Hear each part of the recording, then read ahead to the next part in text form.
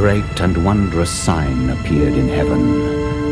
A woman clothed with the sun, with the moon under her feet, and a crown of 12 stars on her head. She was pregnant and cried out in pain as she was about to give birth. Then another sign appeared in heaven. An enormous red dragon with 7 heads and 10 horns and 7 crowns on his head. His tail swept a third of the stars out of the sky and flung them to earth.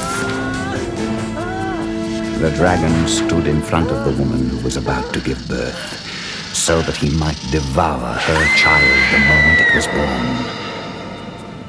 She gave birth to a son, a male child who was to rule all nations with an iron scepter.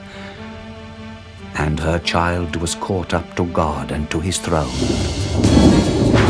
And there was war in heaven. Michael and his angels fought against the dragon, and the dragon fought back. But he was not strong enough, and he lost his place in heaven. The great dragon was hurled down. That ancient serpent called the devil or Satan, who leads the whole world astray. He was hurled to the earth, and his angels with him. When the dragon saw that he had been hurled to the earth, he pursued the woman who had given birth to the male child. The woman fled into the desert to a place prepared for her by God, where she might be taken care of for 1260 days. Then the dragon was enraged at the woman and went off to make war against the rest of her offspring, those who obey God's commandments and hold to the testimony of Jesus. These dramatic words of Revelation chapter 12 describe the most momentous war this universe has ever witnessed, the conflict between Christ and the forces of good and Satan and his cohorts of evil. The origin, progress, and glorious climax of this great controversy story were also revealed to Ellen White in a 2-hour vision given her on Sunday, March 14, 1858, in Lovett's Grove, now known as Bowling Green, Ohio. She was told to write out what she had seen, but she was also warned of the consequences, for Satan would make strong efforts to prevent her. The assurance was given her, however, that God's angels would not leave her in the conflict. She soon discovered what this meant. The next day, James and Ellen White left Bowling Green and took the train for Battle Creek, Michigan. On the way, they made plans to write out and publish what she had seen.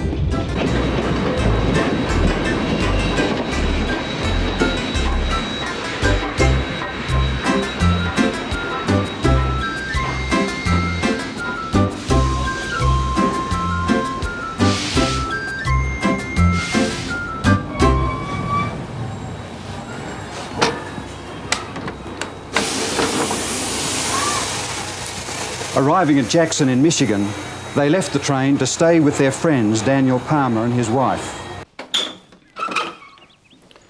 The Whites had not been there long when Ellen experienced a strange cold sensation over her heart.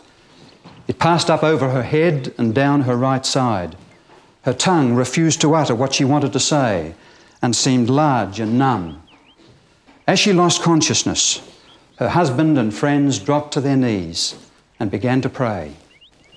That night she suffered considerable pain, but was sufficiently revived the next morning to continue the journey to their home in Battle Creek.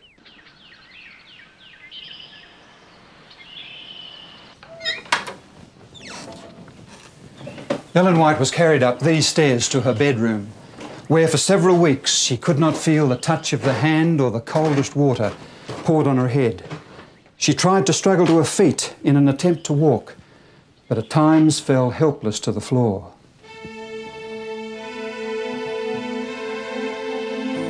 In this condition, she started to write on the great controversy. She wrote 1 page and then lay back exhausted for 3 days. Picking up her pen, She wrote another page only to be forced to rest again. This went on for weeks, but gradually the writing became easier and faster.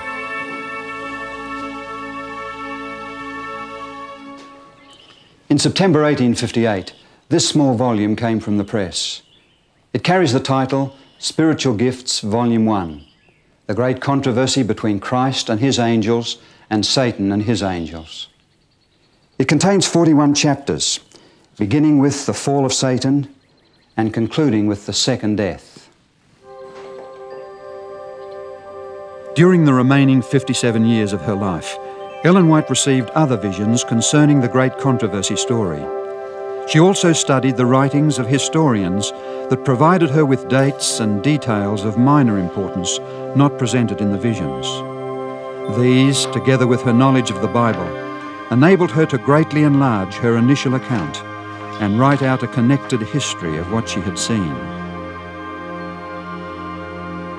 Finally, these 5 volumes in the Conflict of the Ages series, containing 3,600 pages, set forth most completely the origin, progress, and final acts in the great drama of the ages.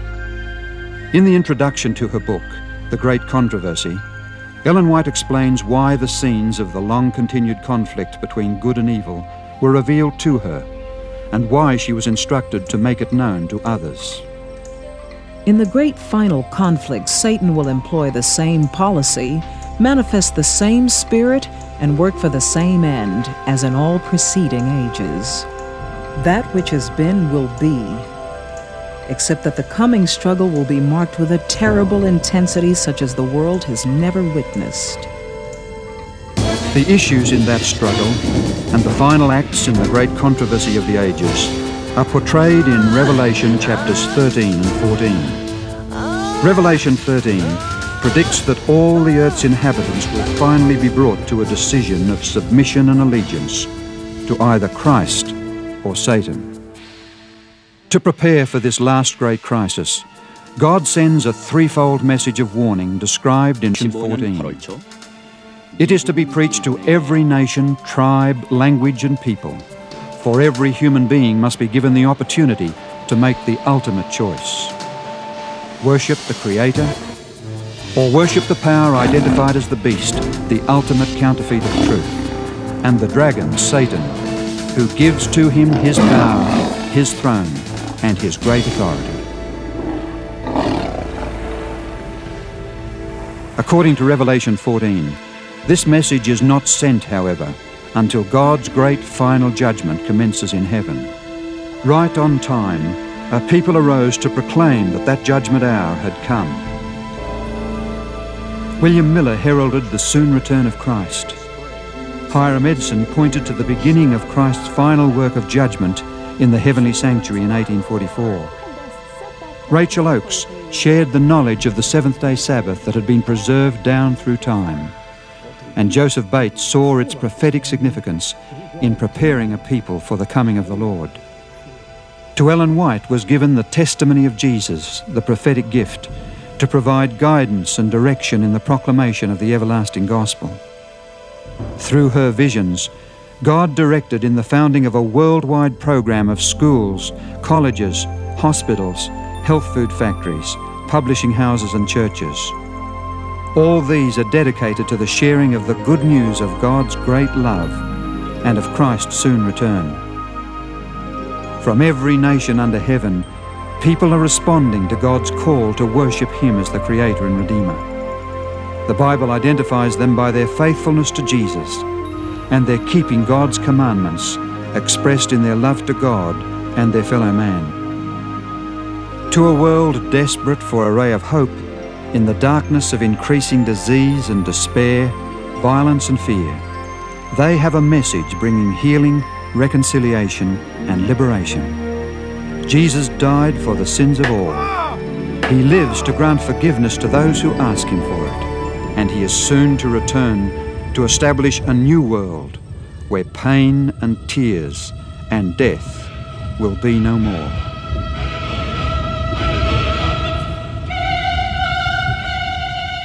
Soon there appears in the east a small black cloud. It is the cloud which surrounds the Savior. In solemn silence, the people of God gaze upon it as it draws nearer the earth, becoming lighter and more glorious until it is a great white cloud. Jesus rides forth as a mighty conqueror. Amid the reeling of the earth, the flash of lightning, the roar of thunder, the voice of the Son of God calls forth his sleeping saints. The living righteous are changed. Now they are made immortal, and with the risen saints are caught up to meet the Lord in the air, and with songs of gladness ascend together to the city of God. The great controversy is ended. Sin and sinners are no more. The entire universe is clean. From the minutest atom to the greatest world, all things, animate and inanimate, in their unshadowed beauty and perfect joy, declare that God is love.